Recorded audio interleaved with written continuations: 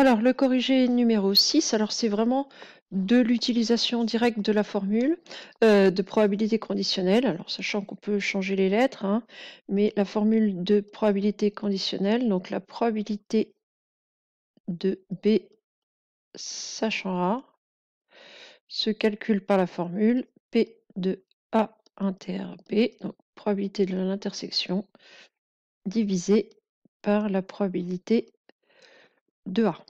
Donc ici, c'est exactement ce qu'il faut faire. Donc le premier, donc on vous demande de calculer P de A inter B. J'applique juste la formule. P de A inter B, ça fait 0,1. Divisé par P de A qui vaut 0,5.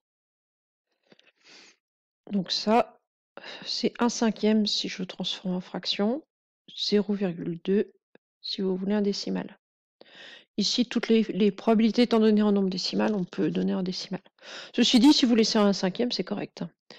Ensuite, le deuxième, on vous demande donc P de A inter B.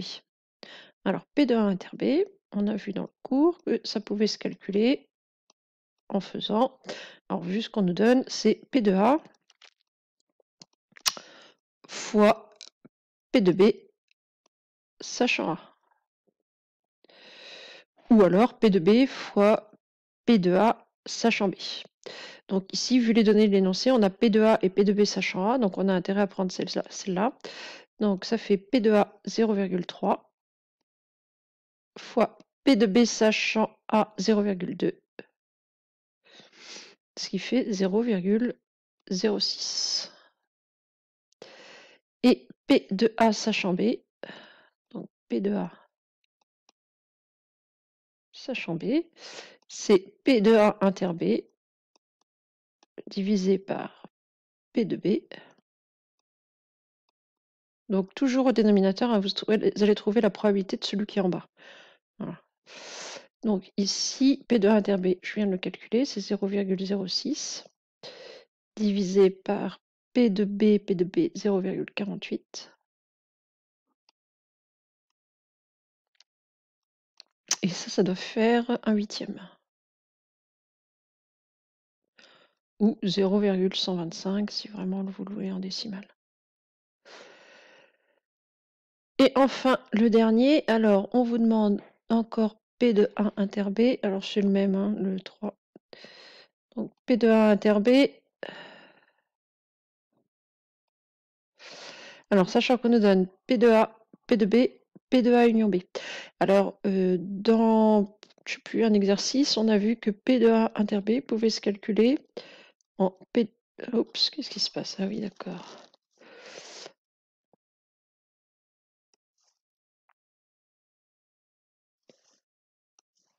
Donc P de A plus P de B moins P de A union B. Alors elle est beaucoup plus facile à comprendre quand on échange le rôle de P de A union B et le rôle de P de A inter B. Hein. La probabilité de l'union, c'est la probabilité de l'un plus la probabilité de l'autre, moins ce qu'on a compté 2 fois, c'est-à-dire la probabilité de l'intersection.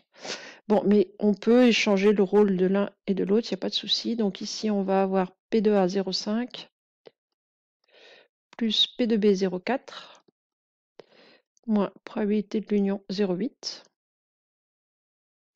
Donc ça va faire 0,5 plus 0,4 moins 0,8, c'est-à-dire 0,1. Et une fois que j'ai ça, je peux calculer P de B sachant A.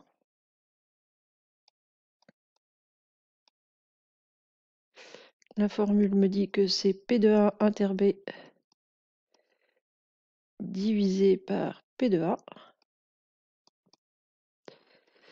Donc ici, ça va faire 0,1 divisé par P de A, je crois que c'est 0,5.